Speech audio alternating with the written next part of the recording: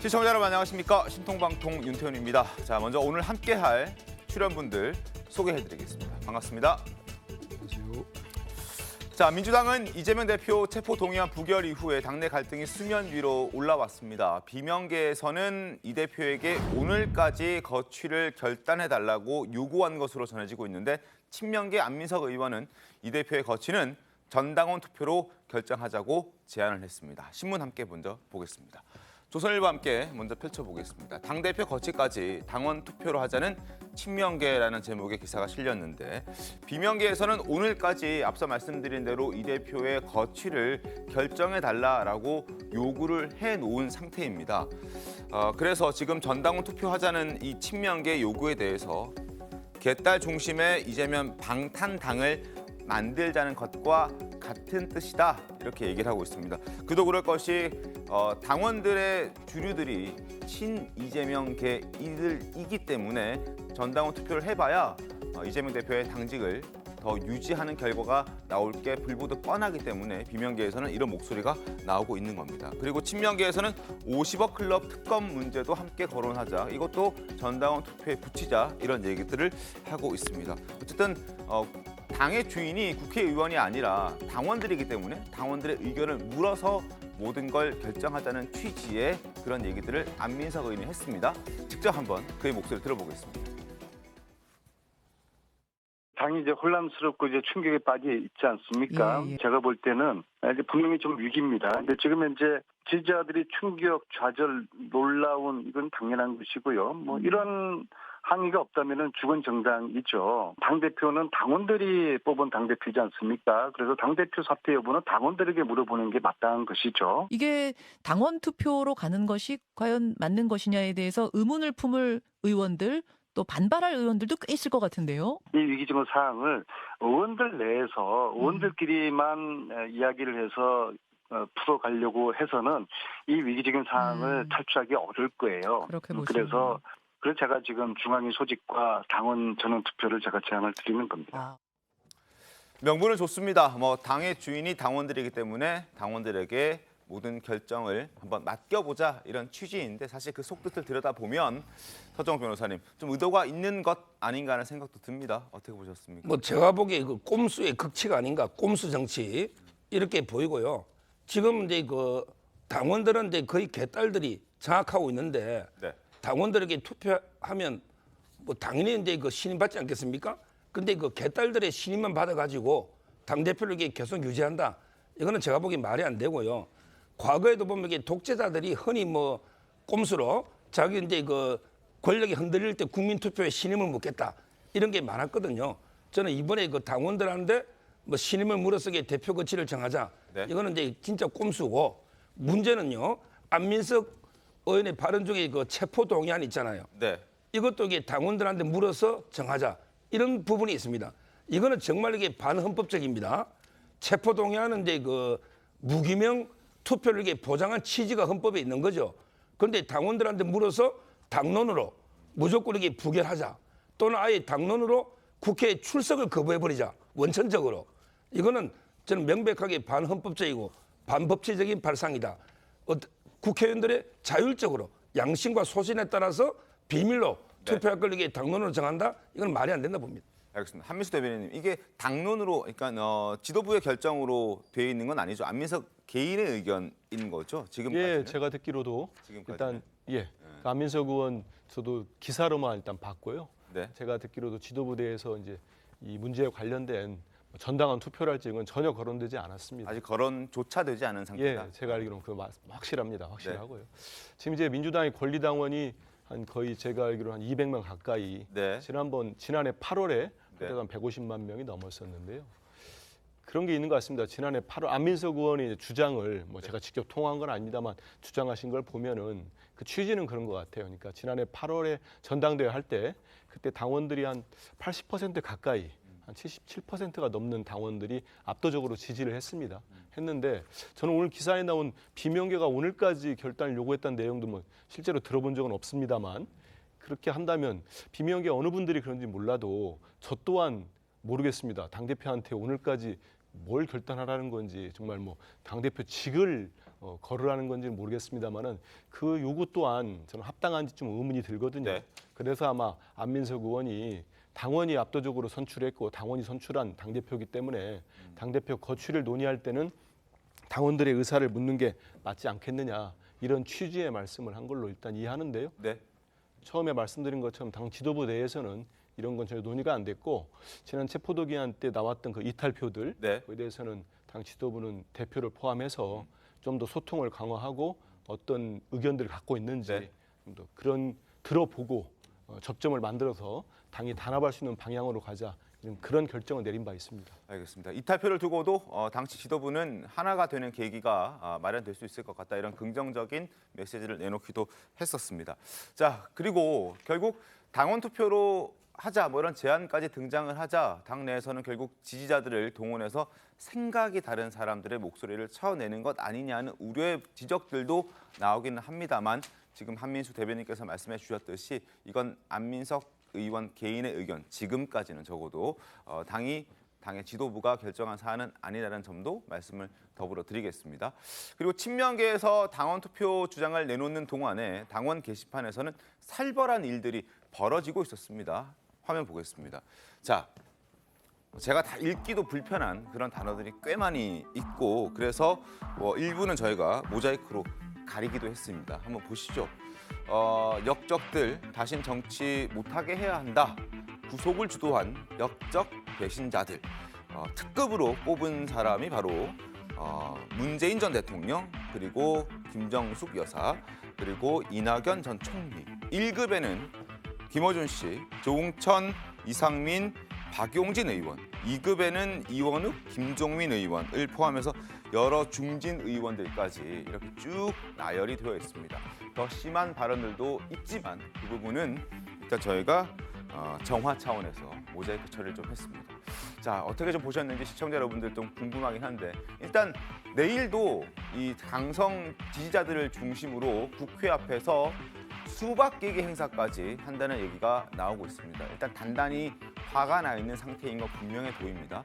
그리고 친명계 의원들이 이런 강성 지지자들에게 기대면서 또 다른 방탄을 하려는 움직임도 포착이 되고 있습니다. 화면 바꾸겠습니다. 자, 청원 동의 12,454명이 지금 동의를 한 상태인데 2차 이재명 대표 영장 청구 체포 동의안이 온다면 그때 표결을 한다면 그걸 거부하는 쪽으로 부결하는 쪽으로 당론 채택을 촉구한다라는 목소리를 지금 강성 지지자들 중심으로 나오고 있는 겁니다. 특히 당원들의 이런 분위기에 힘을 싣고 있는 건 친명계 의원들이라는 점에서 더 의미가 있을 겁니다. 김남국 의원의 목소리 한번 들어보겠습니다. 조직적인 움직임이 있었다. 이런 취지의 주장을 하셨어요. 저만 확인한 것은 아니고요. 여러 의원님들께서 확인을 하셔서 이야기를 해주셨습니다. 네. 좀 더 구체적으로 누가 누구한테 전화를 돌렸다는 겁니까? 이미 많은 의원님들께서 알고 계시기 때문에 예. 그걸 굳이 제가 공개할 필요는 없다고 생각이 됩니다. 체포동의안을 사실 어떻게 보면 협상의 거래의 대가, 협상의 어떤 무기로 삼아서 당대표직을 내려오라라고 하는 것은 너무 일방적이고 비민주적인 거거든요. 지금 이 상황을 놓고 대표직 사퇴를 얘기하는 것은 저는 좀 말이 안 된다고 생각합니다. 검찰이 하고 있는 수사라든지 또는 체포 관련된 행위가 저는 굉장히 편향돼 있고 정치적인 의도를 가지고 있는 거라고 저는 생각을 합니다. 그래서 이런 것에 마치 이제 호응을 해서 대표 보고 사퇴를 하라 뭐 이렇게 얘기하는 것은 오히려 그런 검찰의 의도에 말려 들어가는 거죠. 그래서 당론으로 정할 필요에 대해서도 좀 논의는 있어야 될 것 같습니다. 네네. 지금 상황에서는. 자, 청원 게시판에 이런 글도 올라와 있습니다. 당론 안 지키는 의원들은 강제 출당시켜야 한다라는 이런 강경한 메시지까지 지금 강성 지지자들은 내놓고 있습니다. 그러나 이미 1차 체포 동의안 표결 때 당론으로 공식적으로는 정하지 않았습니다. 왜냐하면 비판 여론들을 의식했기 때문으로 보이는데 당론으로 정한다 한들 이미 30표 이상의 이탈표가 1차 표결에서 나왔기 때문에 추가적으로 체포 동의안이 또다시 국회에 넘어온다 해서 그때 당론으로 정한다 한들 과연 홍석준 의원님 네. 그때 이탈표 던졌던 분들 포함해서 다른 분들도 당론을 따라줄지는 좀 의문이지 않습니까? 예, 그렇습니다. 이번 투표가 사실 아무도 생각지 못했던 정말 충격적인 결과가 네. 나는데 그래서 지금 현재 당론 투표로 결정하지 않고 자율 투표로 의원총회에서 결정을 하고 그 와중에 이제 박홍근 원내대표한테 지금 많은 화살이 지금 돌아가고 있는 상황이죠. 왜 당론으로 결정하지 않았느냐. 네. 그래서 지금 박범계 의원을 중심으로 해서 많은 분들이 다음에는 무조건 당론 투표를 해야 된다고 이야기를 하는데 과연 의원들이 무기명 투표로 인사에 관련된 국회에서 투표를 할 때 과연 당론 투표로 한다고 해서 그것을 100% 따르겠느냐? 절대 그렇지 않습니다. 의원들은 다음 본인의 당선, 특히 국민들이 지금 당을 얼마만큼 지지하고 있느냐에 대해서 굉장히 민감하게 반응을 하고 특히 민주당 의원들 같은 경우 수도권 의원들 중심으로 네네. 굉장히 지금 국민들 여론이 심상치 않다는 것을 누구보다 절실히 느끼기 때문에 설사 당론 투표로 결정된다 하더라도 다시 한번 체포 동의안이 왔을 때 그렇게 쉽게 따르지 않을 거고 훨씬 더 많은 분들이 의원들이 고민할 거라고 예상이 됩니다. 이종호 평론가님. 그리고 실제 당론으로 결정되는 그 과정에서도 상당한 불협화음이 터져 나올 수도 있는 것이고 당론 결정된다 하더라도 이탈표를 더 부추기는 꼴이 되지 않을까 하는 우려들도 있지 않습니까? 네, 그렇습니다. 지난 의총이랑은 다르죠. 지난 의총은 사실상 두 사람의 발언 이후에 그냥 아무런 어떤 이 의견 없이 총의가 모아졌다 이렇게 됐는데 당시만 하더라도 사실상 그 비명계가 스스로 우리가 어떻게 그 결과 나올지 잘 몰랐을 겁니다. 네. 지금 김남국 의원이 이렇게 얘기하죠. 이건 다 기획된 겁니다라는 뉘앙스로 얘기하잖아요. 저는 그렇지 않다고 생각하는 근거가 뭐냐면 친명계는 간단해요. 이재명 당대표라는 한 사람을 중심으로 해서 딱 그 모든 것들이 이루어질 수 있습니다. 하지만 비명계는 그렇게 단일 집단이 아니거든요. 네네. 그 안에는 민주주의 4.0도 있고 또 네네. 부흥이 모임도 있고 뭐 또 반성과 혁신에 있는 사람도 있고 민주화의 길에 있는 사람도 있고 다양하지만 여기서 한 사람이 구심점이 있는 게 아니에요. 그러다 보면 뭐 지금 얘기했듯이 다 뭐 전화로 해서 한다? 그러면 차라리 기권이 딱 나오거나 무효가 딱 몰아 나오거나 아니면 뭐 가결에 다 나오거나 해야 되는데 어떻게 절묘하게 9대 11대 17로 나눠집니까? 그러면 이 그 구심점도 없는 비명계가 서로 연락을 하면서 너는 기권해라, 나는 무효할게, 너는 가결해라.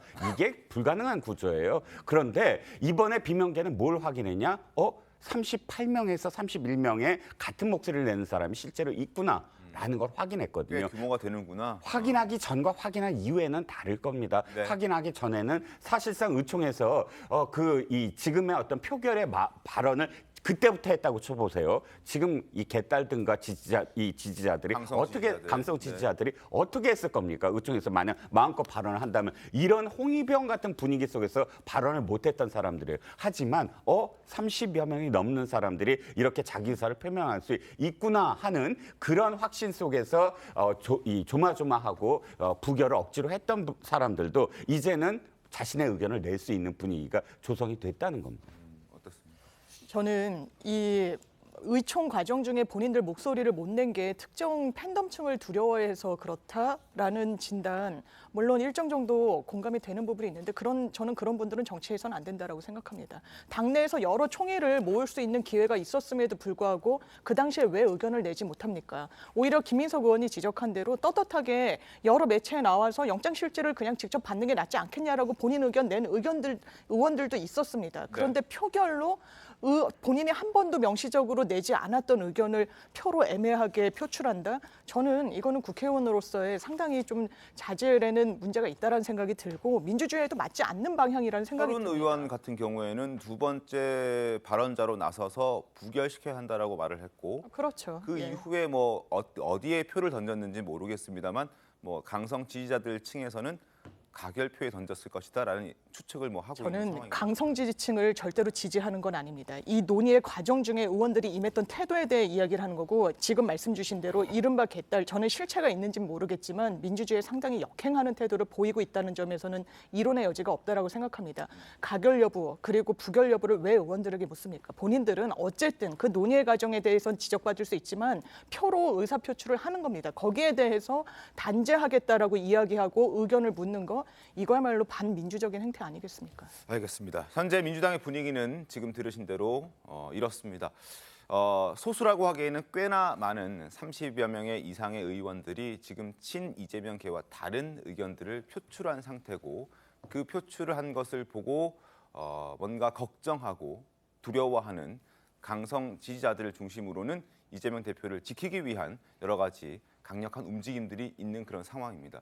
이러한 상황을 보고 진중권 전 교수는 과연 이게 정당의 진정한 모습이냐, 민주당이 완전히 망가졌다라고 비판의 목소리를 냈습니다. 들어보겠습니다.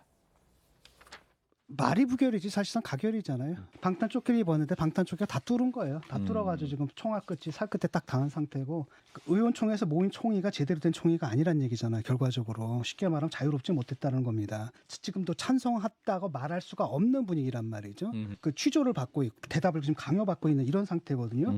이게 지금 자유민주주의 정당입니까? 이게 전체주의 정당이고 북한 정당이고 민주당이 지금 이게 완전히 망가졌습니다. 실제 이재명 대표도 이런 강성 지지층들을 향해서 뭐 이렇게 내부 분란을 조장하는 그런 행동을 하는 것에 대해서 다소 좀 자제해달라 비판적인 메시지를 내긴 했습니다만 직접 내지 않고 있고 그래서 그런지 내분 상황은 더욱더 극심해지고 있는 것 같습니다. 대변인들을 통해서 메시지를 내긴 했습니다. 어떤 메시지 냈는지 한번 들어보겠습니다. 이재명 당대표는 이번 일이 당의 혼란과 갈등의 계기가 되어서는 안 된다. 특히 의원들 개인의 표결 결과를 예단해서 명단을 만들어 공격하는 등의 행위는 당의 단합에 도움이 되지 않는다. 민주당을 사랑하는 당원들은 중단해 주셔야 한다.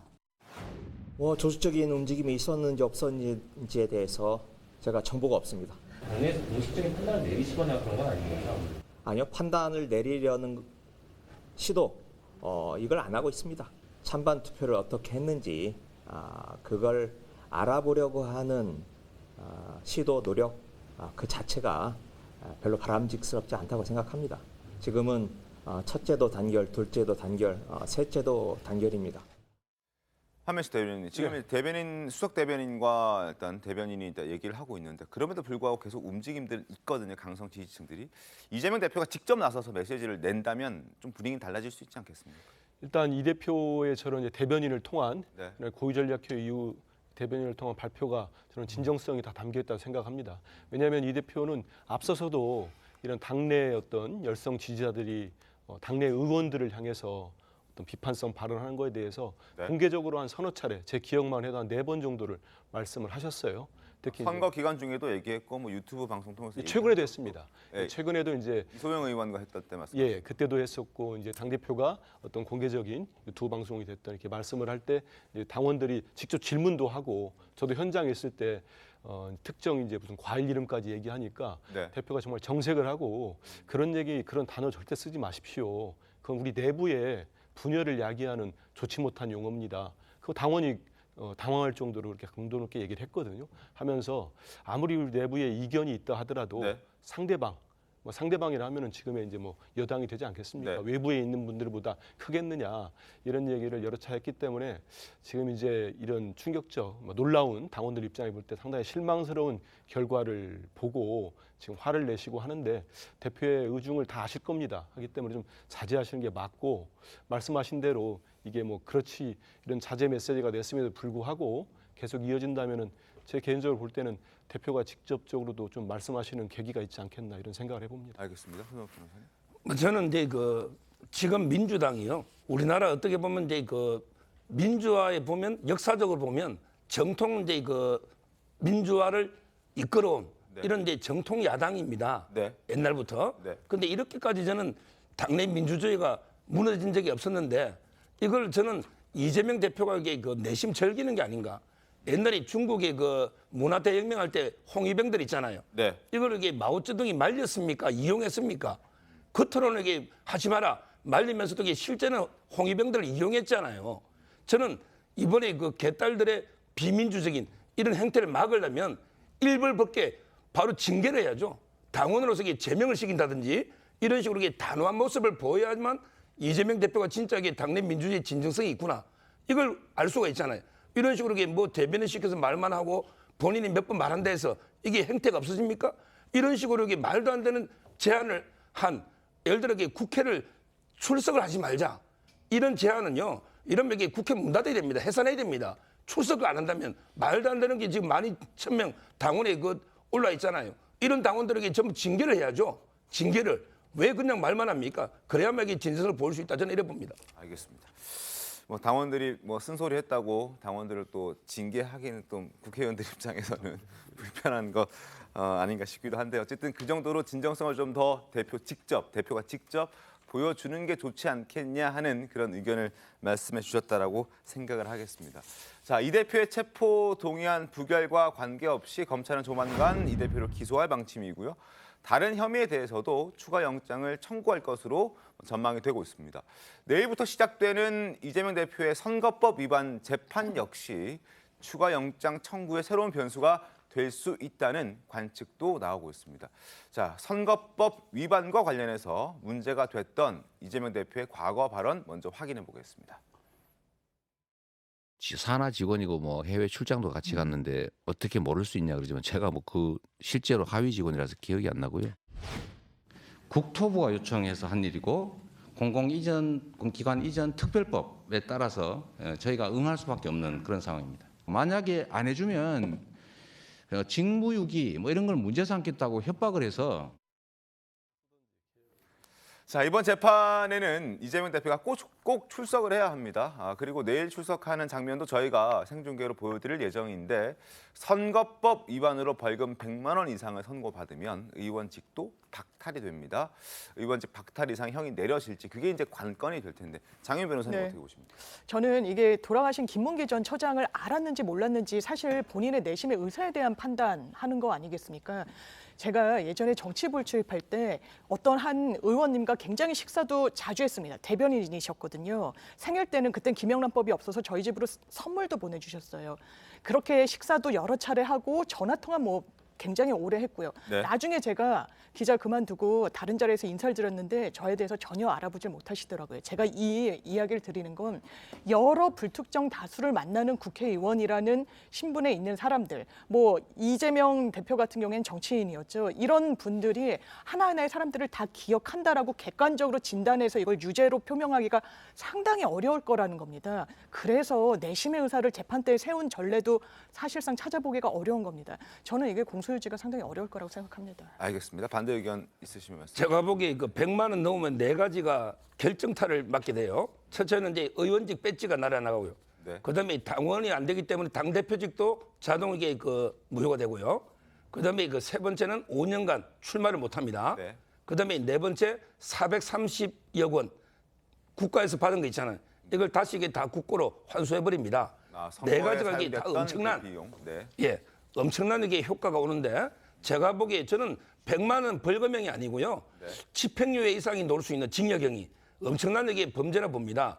먼저 이제 김문기 씨 모른다는 부분이 있죠. 네. 이거는 옛날에 형을 강제 입원시킨 사건은 TV 토론 과정에 소극적으로 질문에 대해서 다 받아보니까 했다. 이래서 이게 파기가 됐잖아요.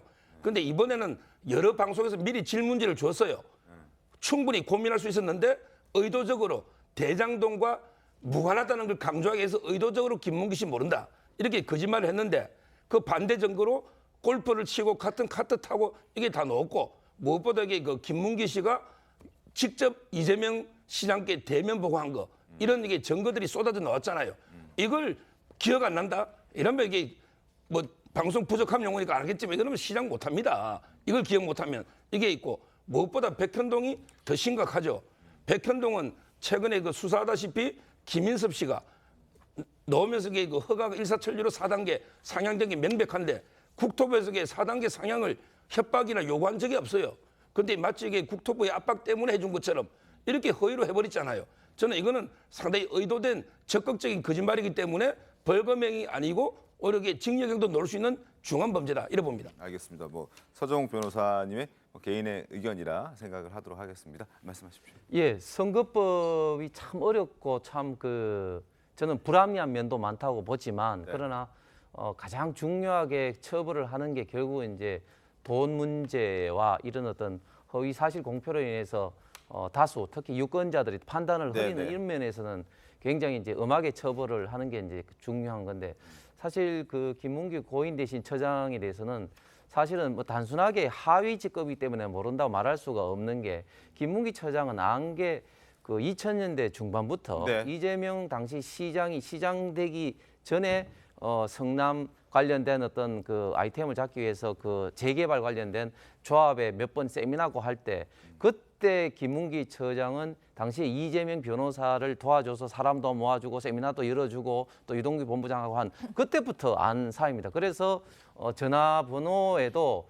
김문기 처장 전화번호에도 이재명 시장이 아니라 이재명 변호사라고 돼 있을 정도로 인연이 굉장히 이제 깊었고 특히 그런 관계가 깊었기 때문에 성남 도계공의 가장 핵심적인 대장동 실무 업무를 이제 맡긴 것이죠. 그렇기 때문에 사실은 모른다는 것은 면피하기 위한 어떤 그런 것밖에 되지 않고 특히 이 그 백현동 문제는 저도 많이 이제 국회에서도 질의를 했습니다만은 이 문제는 국토부에서도 몇 번 공문을 이제 그 이미 그렇게 한 적이 없다고 이미 밝혔습니다만은 다른 그 공공기관이 이전할 때도 공식적으로 자치단체가 더 도시계획을 후적지 개발을 다 일임하는 것이지 국토부가 성남뿐만 아니라 한국식품연구원뿐만 아니라 다른 어떤 곳에서도 그렇게 뭐 용도 상향이라든지 이런 요구를 할 필요도 없고 하지도 않았다고 했다는 것은 명백한 사실입니다. 알겠습니다. 근데 두 가지를 뭐 한번 보시죠. 김문기 전 차장에 대해서 이제 알았냐 몰랐냐 이제 그게 쟁점 아니겠습니까? 근데 이재명 후보가 후보 시절에 뭐 저도 그때 선대에 있었기 때문에 명확히 기억을 하는데 한 성남시 같은 경우 공무원들과 산하기관 합치면 한 5천 명 정도 되는 것 같습니다. 그중에 하위 직급에서 명확한 기억이 없다. 하지만 대장동이 문제가 이슈화 됐을 때 경기지사 때도 그렇고 그때는 수시로 통화도 했고 그때 알게 됐다. 명확히 그런 식의 표현을 하셨어요. 그래서 이거를 지금 인지의 문제인데 이게 과연 공직선거법상 이렇게 갈 문제인가 싶고요. 두 번째 이제 백현동의 이제 공공기관 이전법은 그건 분명히 맞습니다. 그 박근혜 정부의 공공기관 이전 특별법에 따라서 한 4차례, 5차례 계속 공문을 보내죠. 이전시키라고 하고 당시에 뭐 위협적이었다 이런 거는 제가 알기로는 재판부의 취재 기자가 당시 그 현장을 취재했던 성남 쪽에 기자들이 취재 확인서까지 낸 걸로 알고 있어요. 왜냐하면 그런 식의 너무 국토부, 중앙정부에서 지방정부에 내려보내는 것들 아니면 뭐 통화를 한다든지 만나서 한다든지 취재해서 직접 기사도 쓰고 확인서를 냈기 때문에 재판부가 잘 저는 볼 거라고 생각을 하는데요. 하나 좀 짚고 싶은 건 이런 문제가 있습니다. 이제 그 위협적이었다고 느꼈다는 발언이 저희들이 기억합니다만 국정감사장이었어요. 지지난해. 근데 제가 아는 국민의힘의 의원님들 중에 이제 지자체장 하신 분들이 이런 말씀을 하시더라고요. 이건 나중에 정말 정권이 바뀌더라도 안 바뀌어도 그렇고 국감장 가가지고 보면 어느 지자체장이 국회의원들의 질문으로부터 본인이 어떤 얘기를 판단을 할 수 있는 얘기를 할 수 있겠느냐. 이걸 재판으로 거는 경우는 사실 본인도 국회의원도 그렇고 헌정사에 진짜 본 적이 없다. 앞으로 나중에 가서 우리 당에도 부메랑이 될 수 있다. 이런 우려도 하기 때문에 재판에서 다뤄질 문제입니다만 너무 일방적으로 지금 이것 때문에 당대표가 무슨 직을 날리고 민주당이 어마어마한 액수를 물어낼 거다 예단하는 거는 좀 섣부르다 생각합니다. 알겠습니다. 뭐 지방 정부 차원에서는 중앙 정부에서 공문이 수차례 내려가면 그걸 뭐 압박이나 협박으로 느낄 수도 있었겠죠. 뭐 그렇게 생각은 할 수 있습니다만 판단은 최종적인 판단은 내일부터 시작되는 선거법 위반 판단 재판부에서 내리는 판단을 저희는 기다려 보도록 하겠습니다. 그리고 이재명 대표 내일 재판에 나가는데 변호인만 동행한 채 혼자 가겠다라는 뜻을 밝힌 것으로 전해졌는데 유동규 전 본부장이 이런 얘기를 한 적이 있습니다. 이 대표는 겁이 많아서 법원 출석할 때 사람들을 동원해달라는 연락을 꽤 많이 했고 자신도 그 연락을 받은 적이 있다. 이런 얘기를 한 적이 있거든요. 목소리 들어보겠습니다. 이제 이재명 시장은 그때 이제 뭐냐면 선거법 위반으로 공판이 있는데 사람들 좀 동원하라고 그러는 거야. 정지상한테 연락이 오는데 한 12명? 10명? 이 정도 데리고 갔어요. 그때부터 이제 이재명 시장은 혼자 법원 가는 걸 굉장히 좀 싫어하셨던 것 같아요. 겁이 많으세요. 혼자 가는 게 조금 그러신지 그때 동원하라고 그래가지고 그거 동원했다가 제가 악덕업주가 좀 돼가지고 그리고 이제 제가 이제 들어가서 인사 시스템을 도입했어요. 거기에서 이제 반발해가지고 지역 언론부터 해가지고 저희 이제 죽일로 만든 거예요. 시장님한테 쏟아진 스포트라이트를 대신 받고 계시잖아요. 욕을 대신 먹고 있다고 잘하고 있다고 그러더라고. 겁이 많다는 건 저희는 알 수 있는 길이 없습니다만 일단 유동규 씨는 겁이 많다라고 얘기를 하는데 진짜 겁이 많습니까? 어떻습니까? 제가 보기에 저는요. 저 변호사 생활 제가 한 30년 했거든요. 네. 근데 변호사가 벌금형이 예상됨에도 불구하고 도망치는 건 제가 처음 봤어요. 보통은 이제 뭐 징역 10년이나 뭐 엄청난 중범죄가 예상될 때는 도망갈 수 있잖아요. 네. 근데 옛날에 검사 사칭 있잖아요. 이거 벌금 150 사안입니다. 근데 그때 강원도로 이게 도망가고요. 그리고 이제 그 검문에 걸렸는데 동생의 인적사항을 불러줬습니다. 이게 변호사가 정말 할 짓입니까? 얼마나 이게 겁이 많으면 벌금 150에 그 도망을 강원도로 치고 그걸 갖다가 또 동생 인적사항으로 검문 피하고 저는 이어서부터 이게 지도자가 되면 안 되는 사람 아닙니까? 이 자체가 이걸 어떻게 변명할 겁니까? 그리고 이제 그 이후에 또 특수 공무방해가 있어요. 네. 이것도 이게 벌금 500인가 1심에 벌금 사안인데 이걸 또 이게 도망가서 교회에 또 숨어버리지 않습니까? 뭐 교회에 숨었는지 어디 숨은지 또 김부선지는 다른 글을 올린 적도 있지만 저는 이런 식으로 이게 변호사가 도망을 간다? 이런 건 정말 이게 저는 납득이 도저히 안 되고요.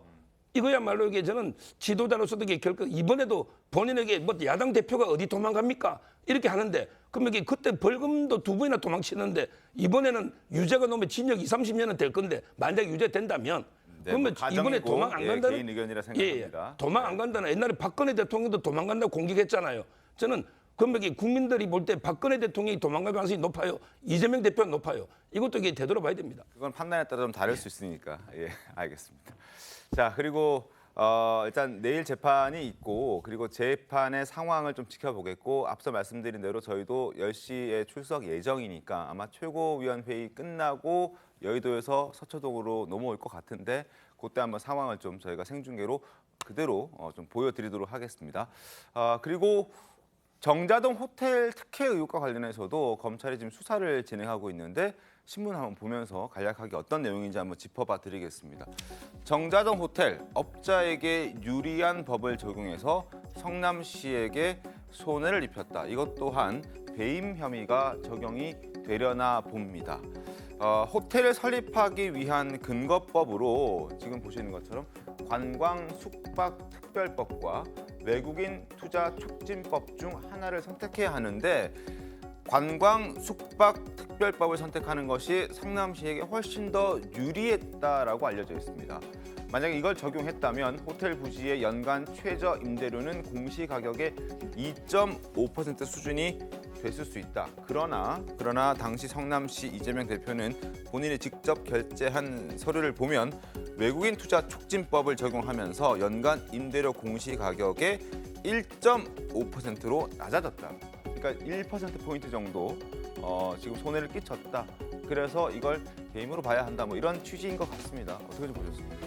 네, 이 5%에서 1.5%로 낮춘 건 아예 지금 이 사인하는 결제 서류에 이재명 시장의 필적으로 5%에서 화살표 긋고 1.5%라고 가필이 돼 있는 것으로 지금 보도가 됐습니다. 네. 제가 지금 이해가 가지 않는 건 왜 정자동 호텔, 백현동 또는 대장동 이 모든 개발 사업에서 이 사업에 선정된 사람들에게 특정 업체들에게 왜 이런 특혜들이 다 몰려 있는가예요. 특히 이번 정자동도 이해할 수 없는 게 몇 가지가 있지만 첫 번째는 그것을 판단하는 어떤 근거, 용역을 하죠. 컨설팅을 해서 이것을 개발해야 됩니다라고 판단을 해야 되는 그런 그 업체는 사실상 굉장히 객관적이어야 되잖아요. 그런데 그 업체와 이 시행사의 임원들을 보면 다 겹쳐져 있다. 즉 판단도 하고 시행도 했다. 내가 그런 판단을 해서 이걸 개발해야 됩니다라는 그 컨설팅을 해주고 내가 거기서 시행을 한다고 한다면 이 특정 업체에 대한 필터링이 전혀 안 돼 있다는 거예요. 그것만 하더라도 엄청난 지금 이 특혜를 준 것인데 안에 보면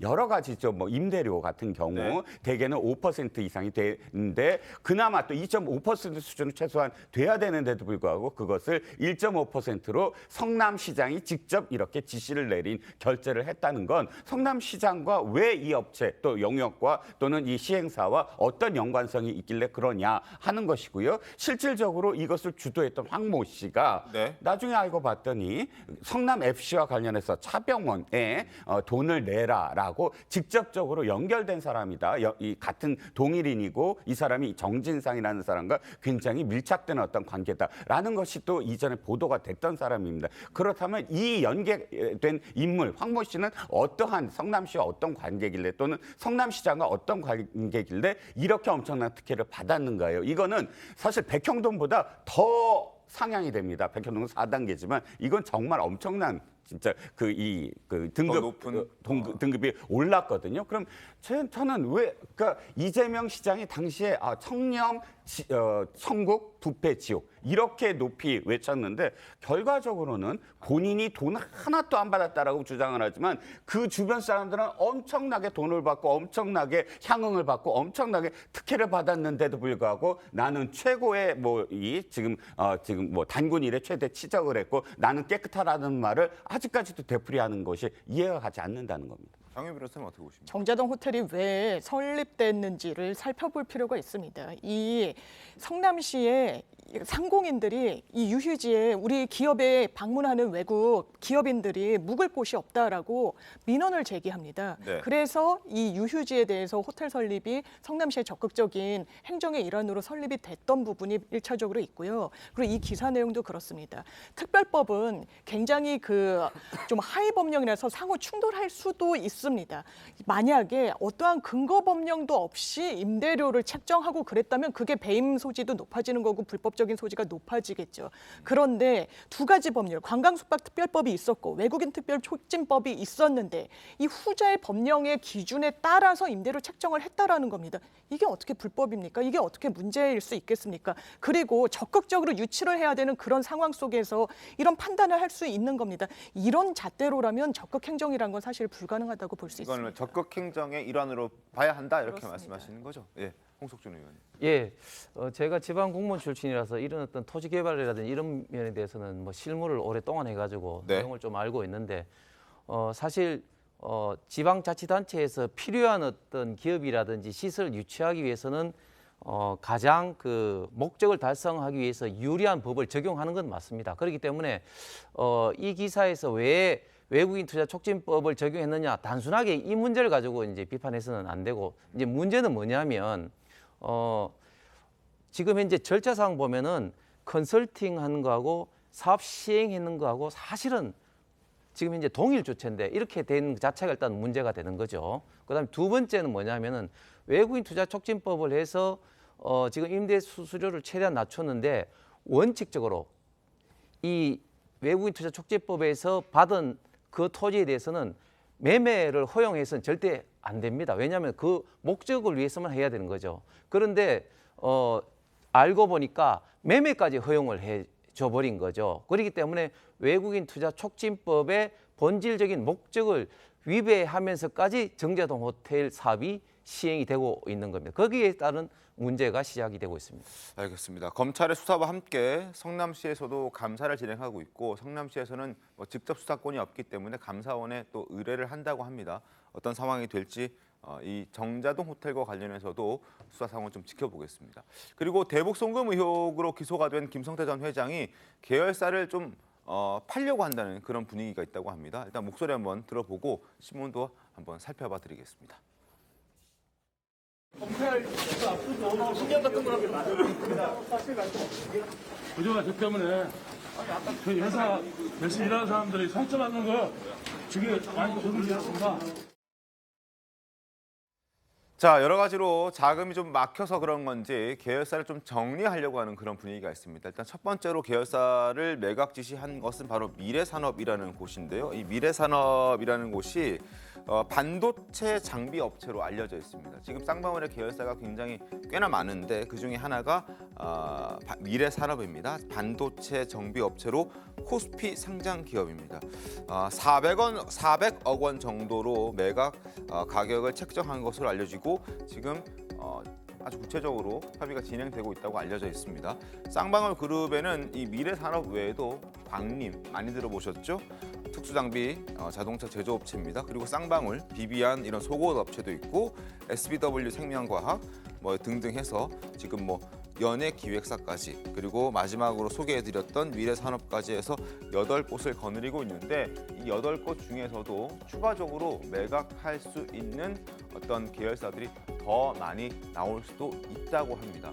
그만큼 자금에 좀 어려움이 있다라는 그런 상황인 것 같은데 어떻게 보셨습니까? 그런데 일단 이것은 진짜 자승자박이라고 전 표현하고 싶어요. 뭐냐면 이 김성태 회장이 이런 기업을 늘리는 과정이 물론 정확하게 어떤 불법이라고 이야기할 수는 없습니다. 모든 M&A가 불법은 아니겠죠. 하지만 들여다보면 시작이 어떻게 됐을까라는 거죠. 시작은 고리대금업부터 시작을 해서 물론 그 전에 불법 도박장도 있지만 고리대금을 시작을 해서 아주 그 급한 어떤 급전을 필요로 하는 기업들에게 돈을 꽂은 다음에 그것을 아예 기업을 넘겨받는 과정, 그 다음에 자신의 어떤 돈을 전혀 쓰지 않고 CB, 전환세차를 계속 발행하게 하면서 기업들을 계속 인수하는 과정, 이런 것들이 착실히 어떤 기업을 성장시키는 그런 기업의 성장사와 굉장히 다르다는 거예요. 급격하게 이렇게 늘리고 또 계속 M&A를 시도하는 것들. 그런데 이번 어떤 북한의 문제도 이렇게 한번 되돌아보죠.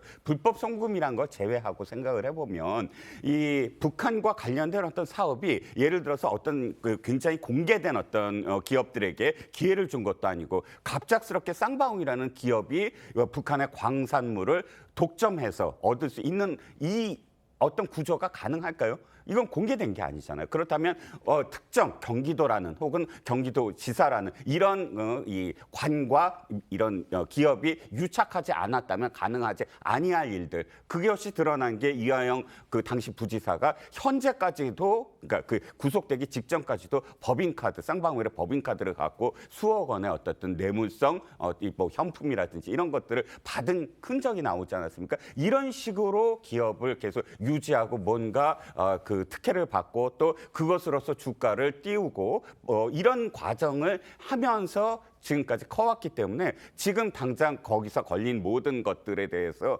당장 이것을 팔아서 이 대치를 해야 되는 그 상황에 몰려 있다. 즉 기업을 착실하게 성장하지 아니한 그런 그 대가가 이렇게 나온다는 겁니다. 알겠습니다. 자, 다음 주제 가겠습니다. 어제 104주년 3.1절이었습니다. 어제는 윤 대통령이 취임 후 처음으로 3.1절 기념식에서 또 참석을 했고 이 자리에서 윤 대통령은 이재명 대표를 만났습니다. 대화 없었고 악수만 하고 헤어졌다고 하는데 영상 보겠습니다.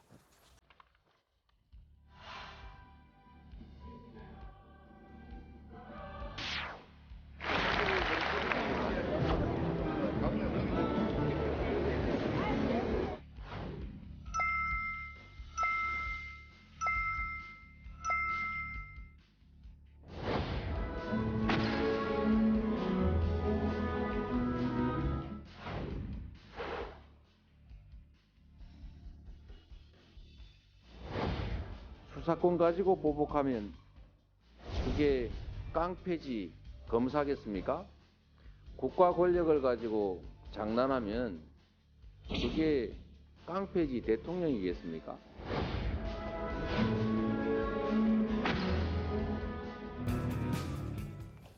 지금 영상 다시 보니까 뭐 서로 눈빛 교환도 그렇게 길게 하지 않는 모습이었습니다. 뭐 할 말이 뭐 특별히 없었겠죠, 하민수 대변인님. 제 기억으로 두 번째 이제 조우라고 해야 되겠죠. 만남이라는 그렇죠? 표현보다. 지난해 10월달에 이제 국군의 날 행사 때 저도 그 현장에 갔었었는데요. 그때는 뭐 안녕하십니까 정도 인사하고 서로 인사만 주고받은 것 같은데 저런 이제 그 국가 행사에서 여러 뭐 헌법기관장들 다 오시고 워낙 내빈들이 많기 때문에 거기서 대통령과 제1야당 대표가 어떤 대화를 나누기 쉽지 않을 겁니다. 근데 저는 좀 아쉬운 게 국민의힘 내부에서도 이재호 상임고문 같은 분들이 뭐 계속 말씀하지 않습니까? 저는 대통령께서 취임하신 지 이제 3월이 됐으니까 11개월이 되는데 어떤 뭐 검찰의 수사 이런 거 생각하지 마시고, 왜냐하면 그 윤석열 대통령은 검찰총장이 아닌 대통령이시고 이재명 대표는 지금 뭐 경기지사나 성남시장이 아니지 않습니까? 지금 제1야당의 민주당의 당대표이기 때문에 지금 경제가 어려운 거는 뭐 더 이상 말할 필요가 없을 정도로 힘들고 민생고에다가 안보, 국방, 외교 모두 다 잘 안 돌아간다는 평가들이 많지 않습니까?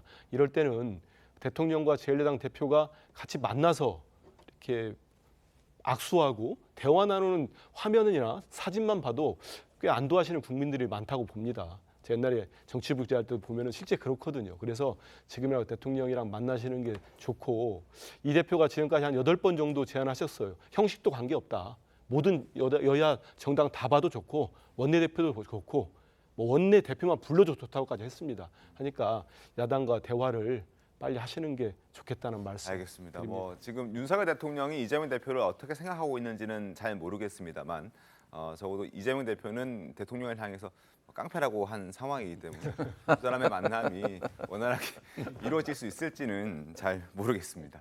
한번 지켜보도록 하겠고요. 두 번째 신문 보겠습니다. 한겨레 신문 보시죠. 어제 기념사를 얘기를 했는데 굉장히 짧았습니다. 5분 25초 만에 끝난 기념사였습니다. 알고 봤더니 왜 이렇게 짧았나 해서 이제 알고 봤더니 윤 대통령이 직접 분량을 빨간 펜으로 수정해서 줄였다고 합니다. 그러니까 뭐 당초에 좀 길었겠죠? 준비됐던 거는 길었는데 이걸 직접 빨간 펜으로 밑줄 그어가면서 불필요한 부분들 지우고 간단 명료하게 그리고 임팩트 있게 중요한 내용들만 전달한 것으로 보여집니다. 자, 그리고 어제 3.1절이었는데 세종시의 한 아파트에서 정말 기가 막힌 일이 벌어졌습니다. 아파트에 보통 지금은 많이 좀 사라지기도 했는데 태극기를 개양하는 경우들이 있지 않습니까? 근데 태극기 개양을 하기는커녕 일장기를 이렇게 개양해버리는 정말 어처구니가 없는 일이 벌어졌습니다. 그것도 하필 3.1절에 지금 보시는 것처럼 아랫집에는 지금 태극기가 걸려 있는데 지금 윗집에는 일장기가 떡하니 걸려 있습니다. 태극기 대신 일장기, 삐뚤어진 주민의 어떤 공분 이렇게 실려 있는데, 자, 장유 변호사님, 네. 이 일장기를 걸어둔 이 사람 어떤 사람입니까? 일단 사람들이 막 묻습니다. 아래에서 막 욕을 하거든요. 이거 누군지 내려와 봐라. 그리고 이걸 걷어줄 것을 요구했는데 바로 걷어지도 않았어요. 네. 본인들 내려와 봤더니 30대 부부로 추정이 되고 본인들은 일본인이라고 했는데 입주민 카드에는 한국인이라고 기재가 돼 있다. 처음에 일본인이라 얘기했다 이겁니다. 예, 본인들은 일본인이라고 이야기를 했다라고 전해지는데 뭐 이런 보도도 있습니다. 윤석열 대통령의 기념사에 발맞추려고 했다라는 취지로 이야기했다라고도 하고 있어요.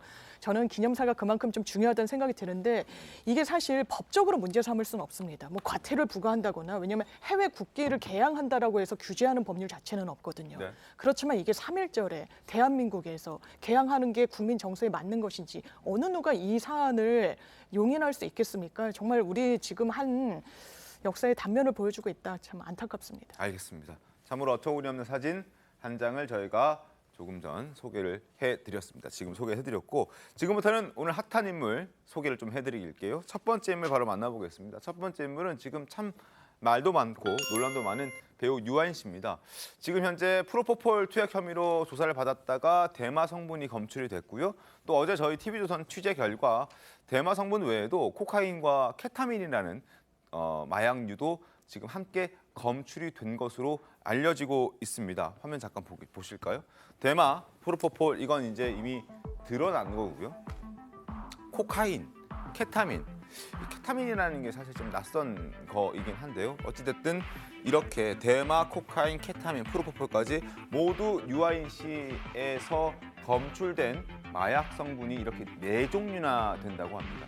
자, 네. 이렇게 좀 여러 개의 마약을 한 게 양형에 어떻게 됩니까? 좋지 않죠. 왜냐하면 처음에는 프로포폴에서 시작이 됐다가 대마 성분이 나왔고 최근에는 케타민 얘기하는데요. 지금 마약류는 마약, 향정신성 의약품, 대마 이렇게 3가지로 분류되는데 네? 케타민은 2006년도부터 마약 성분으로 분류가 됐습니다. 전신마취제인데 상습적으로 복용하는 게 불법인 겁니다. 그런데 마약사범 같은 경우에는 초범인 경우 그리고 이 투약이 좀 많지 않으면 선처하는 경향도 있는 게 맞습니다. 사회에 네. 다시 좀 안착해야 된다는 그런 점도 보는 건데 투약 횟수가 지나치게 높다, 장기간이다라고 한다면 사실 엄하게 처벌받을 가능성이 매우 높습니다. 그렇죠. 프로포폴 지금 2년간 100회 이상 투약했다 알려져 있고 지금 대마와 코카인 거기에 케타민까지 이렇게 3가지 종류의 마약류도 체내에서 나왔다면 이건 굉장히 처벌 수위가 높아지지 않을까 생각이 들고 그리고 앞으로 유아인 씨가 배우 활동하고 또 이런 여러 가지 활동하는데도 아마 제약이 꽤나 많지 않을까 하는 생각이 듭니다. 두 번째 인물 만나보겠습니다. 두 번째 인물은 바로 배우 김태희 씨입니다. 김태희 씨가 수억 대의 추징금을 낸 것으로 지금 알려져 있는데 신문 보겠습니다. 특별 세무조사를 받았습니다. 김태희 씨가. 특별 세무조사라는 게 뭐 정기적으로 하는 게 아니라 비정기적으로 하는 거고 뭔가 의심스러운 부분이 있을 때 이걸 따로 하는 거라서 일단 문제가 있었다는 게 드러난 거죠. 수억 세금을 추징했습니다. 앞서 이병헌, 권상우 씨 같은 경우에도 각각 10억 그리고 억대의 세금을 추가로 추징했다라는 얘기가 나왔는데 이거 어떻게 된 사안입니까? 김태희 씨 같은 경우에는 소속사 해명을 들어보면 그렇습니다. 이제 소속사를 바꿨는데 네. 이 바꾸기 전에 들어와야 될 광고료가 제대로 들어오질 않았다는 거예요. 그래서 세금 처리를 못했는데 이게 뒤늦게 징수가 되면서 추가로 납부를 해서 문제가 없다라는 입장 내고 있고요. 네. 이병헌 씨 소속사 측에서는 우리가 추징을 당한 건 맞는데 직원들에게 상여금을 주고 또 코로나 성금을 내는데 이게 회계 처리에 좀 착오가 있어서 이 부분을 정정했다는 입장입니다. 권상우 씨 같은 경우에는 다소 결이 다르긴 한데요. 네. 본인이 법인을 설립합니다. 그리고 상당히 고가의 슈퍼카를 굉장히 많이 구입을 했기 때문에 법인 명의로 이게 의도적인 송금 처리로 이 매출에 대해서 이 세금이 부과되는 그 대상을 상당히 축약하려고 의도적으로 한 거 아니냐라는 게 과세 당국의 시선인 것 같습니다. 이 두 사람은 좀 다소 억울하다. 이 그런 사람은 좀 입장입니다. 의도적이다 이렇게 봐도 됩니까? 뭐 꼭 그런 건 아닌 것 같고요. 근데 이런 송금 처리는 많이 하는 방법이기도 한데 법인카를 상당히 다량으로 보유했다라는 거는 좋지 않아 보이는.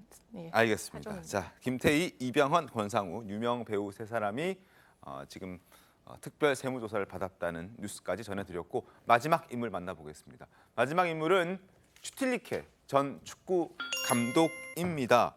어떤 내용으로 오늘의 인물로 선정됐는지 신문 보면서 바로 말씀을 드리죠.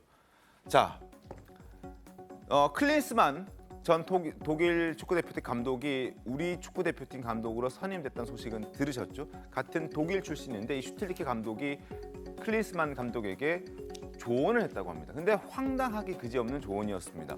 자, 지금 화면 나오고 있는 사람이 슈틸리케 감독인데 우리나라 축구가 잘하지만 공격보다는 수비를 잘한다. 왜냐하면 남북 관계가 지금 있는 그런 상황이기 때문에 일단 우리가 다소 좀 경기의 태세에 익숙해져 있다. 그래서 수비는 곧잘 하는데 공격을 공격적으로 하지 못하고 창의적으로 하지 못한다. 그걸 우리가 남북 분단 상황 때문이다라고 클린스만 이제 앞으로 우리 대표팀을 맡게 될 감독에게 축구 감독에게 이런 황당한 조언을 했다고 합니다. 어떻게 좀 보셨습니까? 네. 저는 이제 저분이 독일이잖아요. 네. 독일도 이게 그 통일되기 전에 분단이 돼 있었지 않습니까? 그렇죠. 그럼 독일도 이게 뭐 수비하고 공격 못하는지 너무 이게 황당한 비유가 아닌가? 독일도 이게 우리와 똑같은 분단국이다. 이 말씀 네. 드리고 싶어요.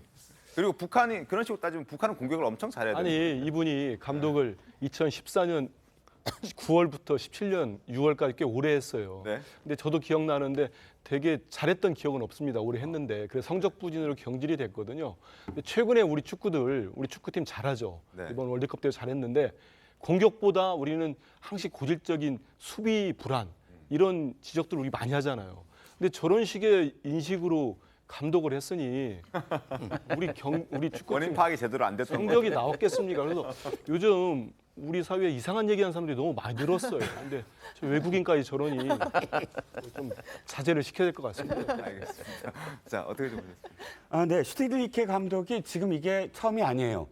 경질되자마자 독설을 날리기 시작합니다. 그랬었습니까? 어떤 그때부터 어마어마하게 독설을 날리는데 그러니까 러시아 우리 월드컵에 진출했잖아요. 네. 그 진출한 게 다 15점으로 진출했는데 13점이 내 덕이다. 내가 다 했다. 총점 15점 만점에 네네. 본인의 몫이 13점이다. 네네 이렇게 얘기를 하는 반면에 또 러시아 월드컵 때 정말 독설이랄까요 우리 국민들에게 진짜 슈틸리케 감정을 들게 한 사건이 하나 있었습니다. 그때 우리가 1승 2패를 했거든요. 네. 1승이 누구였죠? 독일이에요. 손흥민이 마지막에 기억하시죠? 골 2대0으로 이긴 거. 네네. 근데 이 독일 독일 사람이잖아요. 네. 그때 이렇게 얘기합니다. 한국민들은 3패를 받아들여야 될 것이다. 세계 최강의 독일을 못 이길 것이다. 이렇게 또 얘기를 합니다. 근데 우리가 이겼잖아요. 그러니까 슈틸리케 감독의 뒤끝은 영원하다. 그때 경질된 것에 대한 어떤 그 감정이 지금까지 이어지고 있다는 겁니다. 알겠습니다. 자, 오늘의 인물 세 사람 소개해드렸고 지금부터는 오늘 놓치지 말아야 할 신문을 소개해드리겠습니다. 2013년 이후 10년 만에 아마 현대차 생산직 채용 소식이 전해지면서 지금 많은 채용을 준비하고 있는 준비생들, 그리고 이미 취직해 있지만 뭔가 다소 아쉬운 분들, 이런 사람들이 지금 흥분 상태에 있다고 합니다. 현대차 생산직에 취직하고 싶기 때문인 것 같습니다. 왜 이렇게 취직하고 싶어 할까 살펴봤더니 굉장히 좋은 점들이 꽤나 많이 있더군요. 일단 억대 연봉 보장되고, 그다음에 공무원은 아니지만 정년도 보장이 됩니다. 경쟁률이 지난 21년에 기아차가 생산직 뽑았을 때 500대 1이었는데 그걸 훌쩍 넘을 것으로 예상이 되고 있습니다. 취업 시장이 흔들거리고 있습니다. 어떤 메리트가 있는지 한번 보시죠. 앞서 말씀드린 대로 억대 연봉이 있고, 그리고 근속 연수에 따라서는 현대차를 굉장히 저렴하게 구매할 수 있습니다. 최대 30%까지 할인받을 수 있고, 장기 근속자의 경우에는 퇴직 후에도 평생 신차 25% 할인받습니다. 신입 직원도 신입사원 첫차 할인이라는 게 있는데 20% 저렴하게 신차를 구매할 수 있다고 합니다. 그 외에 각종 병원비는 물론이고 셋째 자녀까지 대학교 등록금, 학비도 지원한다. 그리고 10년 근속하는 직원들에게는 기념품도 주고 통상급의 50% 수준의 휴가비도 준다고 합니다. 어쨌든 이러한 혜택들이 많기 때문에, 그리고 10년 만에 이제 현대차 생산직 채용 공고가 오늘부터 열리거든요. 아마 많은 사람들이 관심이 있어 하는 듯 합니다. 이런 분위기는 어떻게 좀 평가하십니까? 사실 이 분위기의 핵심적인 내용은 뭐냐면 10년 만에 있습니다. 그렇죠. 10년만. 아니 어떠한 회사가 이 고용을 하는데 어떻게 10년 동안 고용을 하지 않았을까요? 이 핵심은 뭐냐면 노조의 철밥통에 있다는 겁니다. 노조는 단협에서 무엇을 요구하냐 하면 자신의 자녀들에게 이 취업을 보장해라. 이 생산직에 대한 취업을 보장해라. 이런 것들을 단협으로 계속 한다는 거예요. 핵심적인 것은 이런 그 노조의 철밥통이 사실상 청년의 일자리를 지금 막고 있다. 이게 현대차만의 문제가 아니다. 지금 민노총이라든지 지금 주도하고 있는 이 노총이 갖고 있는 가장 큰 문제가 바로 청년들의 일자리를 보장해주고 새로 고용해주는 데 있어서는 굉장히 걸림돌이다라는 겁니다. 그렇기 때문에 옛날에도 제가 한번 말씀을 드렸지만 스웨덴이 왜 3인주의에서의 지금의 복지국가가 됐냐면 당시 1930년대에 노조가 자신을 희생을 했어요. 우리가 더 이상 임금 인상을 하지 않을 테니까 그것으로서 이 청년들의 일자리를 더 많이 만들어라. 이렇게 됨으로써 사실상 지금의 복지국가 됐거든요. 지금 갖고 있는 어떤 문제, 이렇게 생산직에 많은 사람들, 특히나 고소득 연봉자들까지도 그러니까 예를 들어서 우리가 공기업이라든지 대기업이라든지 공무원까지도 여기 들어가고자 합니다. 이런 자리를 마련해 주려면 노조가 이제는 양보를 해야 된다는 겁니다. 예, 이종건 위원이 정확하게 말씀하셨는데 정말 얼마나 좋은 직장입니까? 요즘 같은 세상에 정말 누구나 저기에 관심을 안 가질 수가 없는 상황인데, 사실 그동안 현대자동차가 그렇게 그 영업이 나빴다는 게 아니고 계속해서 성장을 해왔습니다. 성장을 해왔음에도 불구하고 이렇게 고용을 하지 않은 것은 노조가 일방적으로 생산직에 자기 자녀들을 유리하게 했기 때문에 그동안 현대자동차가 이제 고용을 하지 못했는데, 이제 이런 게 조금 완화되니까 이렇게 이제 고용을 했는데, 사실은 보면 지난번 문재인 정부 때 인국공이라고 하는 인천 공항공사 같은 경우도 비정규직으로 완전히 정규직으로 하고 난 것까지는 좋았었는데 그 이후에 상당 기간 동안 몇 년 동안 정규직을 뽑지 못했습니다. 그것은 고스란히 우리 청년들의 어떤 일자리를 뺏어간 그런 결과인데, 앞으로도 이렇게 좀 노동의 좀 유연성이 지금 현재 윤석열 정부가 가장 추구하는 바인데, 노조에서도 좀 대국적으로 좀 협력을 해서 이런 식으로 된다면 좀 더 많은 기업이 투자를 하고 일자리가 좀 창출될 거라고 좀 기대를 합니다. 알겠습니다. 어쨌든 현대차 생산직 공개 채용 10년 만에 열리면서 취업 시장이 들썩거리고 있다라는 소식 잠시 신문으로 설명드렸습니다. 그리고 요즘 부부들 사이에서 떠오르는 게 있다고 합니다. 바로 아들보다는 딸이 더 좋다. 이런 얘기들이 심심치 않게 나오고 있습니다. 통계로도 증명이 되고 있습니다. 중앙일보 보겠습니다. 이제는 아들 낳고 싶어서 둘째, 셋째 갖는 시대가 아니라고 합니다. 이제는 딸을 갖고 싶어서 둘째, 셋째를 낳으려고 노력하는 사람들이 꽤나 많다. 실제로 여기 보시죠. 출생 성비가 여아 100명 중에 남아가 104.7명입니다. 한때 90년대 굉장히 많이 올라갔을 때는 이게 열 몇 명 이상 격차가 벌어졌는데 이제 한 5명 아래로 상당히 비중이 좀 맞춰지고 있는 그런 분위기고 이건 역대 최저 수준이라고 합니다. 자, 1990년대 한번 볼까요, 상황을? 1990년대에는 116.5명일 정도로 남아 선호 현상이 강했고 특히 셋째 아의 경우에는 거의 189.9명으로 남아가 여아보다 2배 가까이 많았다고 합니다. 그러나 이 분위기가 점점 바뀌어서 이제는 3, 4년 전부터는 남아 선호를 넘어서 여아를 더 낳는 이른바 딸 바보, 즉 여아 선호 현상이 나타나고 있다. 남아 선호 현상은 이제 거의 사라진 셈이다. 이렇게 지금 많이들 알고 있고 제 주변에도 사실 딸 바보들이 꽤 많이 많습니다. 어쨌든 저는 아들이 하나 있긴 합니다만 딸 바보들이 굉장히 많다는 점, 그리고 TV에서도 딸 바보를 많이 찾아볼 수 있고 만나볼 수 있는데 그들도 영상으로 한번 준비해봤습니다. 저희 조그만 공간인데 자꾸 이제 그 공간을 이제 나은이가 지금 많이 들어와서 얘랑 통화하다 보면 아빠 그러면서 상어 보여달라고 좀 그래요. 상어를 상어 좋아해요? 네, 뭐 별의별 상어를 다 상어를. 하연아, 아빠 뽀뽀. 아빠 뽀뽀.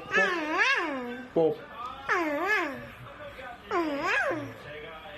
아빠 뽀뽀. 뽀뽀. 그리고 다 때가 있는 거지. 그럼 때가 됐잖아, 내가. 너는 어려 지금. 그럼 몇 살에 갈 수 있어? 그게 지금 의문이야. 보호해주고 싶은 거야, 딸을. 우리 울타리를 쳐가지고 보호를 하고 싶은 거야. 누구 담장으로 와서 건드리기만 해도 그냥 난리를 칠 것 같은 그. 자, 딸을 애지중지 아껴서 지금 끝까지 보호하고 싶은 이용식 씨의 목소리까지 확인했는데 뭐 딸이든 아들이든 뭐 그게 그렇게 중요하겠습니까마는 딸과 아들을 다 키우고 계시는 한민수 대변인님 어떻습니까? 예전에 이런 표가 기억납니다. 네. 잘 키운 딸 하나, 열아들 안 부럽다. 기억나시죠? 네. 그게 아마 이제 그 아들 선호 사상이 워낙 심하니까 했던 것 같은데 저도 뭐 큰 아이는 아들이고 이제 둘째, 셋째가 딸 쌍둥이인데 뭐 비교할 수 없을 정도입니다. 제 아들은 이런 딸이 더 귀엽다는 말씀. 아유 그럼요. 제 아들은 지금까지 평생 5번도 전화 안 온 것 같은데 저한테 용돈 필요할 때 빼고 이런 얘기를 들은 게 맞는지 모르겠습니다. 그래서 저는 그것보다는 좀 더 아이를 더 아들이든 딸이든 출산율을 좀 높이자. 낳을 수 있는 정책을 정부와 모든 우리 사회 구성원들이 협력해가지고 만들었으면 좋겠다 이런 말씀 드리고 싶습니다. 정유 변호사님 아들 하나시죠? 예, 제가 딸이 없어서 주변에서 실제로 딸을 많이 꼭 낳아야 된다는 조언을 굉장히 많이 듣습니다. 그래서 그 필요성에 공감하기도 하고 실제로 키우면서 아 이래서 딸이 필요하구나라고 하는데 사실 말씀 주신 대로 아들 딸이 중요한 시국이 아닌 것 같아요. 너무 아이들이 줄고 있어서 주변을 보더라도 상당히 안타깝습니다. 알겠습니다. 저도 뭐 아들 하나인데 한번 더 생각을 해보자. 제 동생 같은 경우에는 아들 딸 이렇게 제 조카가 4명이나 되거든요. 그러니까 뭐 일단 출산율에 제 동생 항상 좀 기여를 하고 있다고 생각하겠습니다. 자, 다음 신문 살펴보겠습니다. 다음 신문 윤석열 대통령이 지금 노조의 불법 행위를 엄단하겠다고 칼을 빼든 이후에 노조 관련한 비리가 속속 드러나고 있는데 어떤 비리인지 신문 통해서 말씀을 드리겠습니다. 자, 한노총 부위원장 건설 노조로부터 뒷돈 수억 원을 받았다는 보도입니다. 자, 건설 노조가 지금 건설 노조 간부의 어떠한 배임 횡령 혐의 때문에 한노총에서 제명이 됐는데 다시 한노총으로 가입하기 위해서 한노총 부위원장에게 수억 원의 금품을 제공했다는 겁니다. 자, 간단하게 그림 보면서 설명을 드리죠. 2022년 7월 22일 날 한노총으로부터 건설 노조가 제명을 당합니다. 그래서 제명 문제 해결을 요구하며 3억 원 전달을 했다는 의혹을 받고 있고, 그리고 그래서 이 돈을 받은 한노총 당시 수석 부위원장 강 씨가 또 다른 한노총 간부에게 함께 우리 돈을 나누자라고 얘기하면서 일단 금품을 나눠 쓰기로 했는데 이걸 거부하는 그런 과정들이 있었다고 합니다. 현재 상태는 의혹 단계이긴 합니다만 이게 사실로 드러난다면 정말 큰 문제가 아닐 수 없다라는 생각이 들고, 금품을 횡령한 것 때문에 한노총에서 제명당했던 금속 건설 노조가 다시 한노총에 재가입하기 위해서 또다시 금품을 제공했다. 과연 이 돈은 어디서 난 돈인가? 이 부분도 따져봐야 될 부분이 아닌가 싶은데 어쨌든 사실로 드러난다면 그때 다시 한번 저희가 면밀하게 보도를 해드리겠습니다. 잠시 뒤에 돌아오겠습니다. 자, 오늘 준비한 시토마토 여기까지고요. 저는 내일 더 시통하게 돌아오겠습니다. 고맙습니다.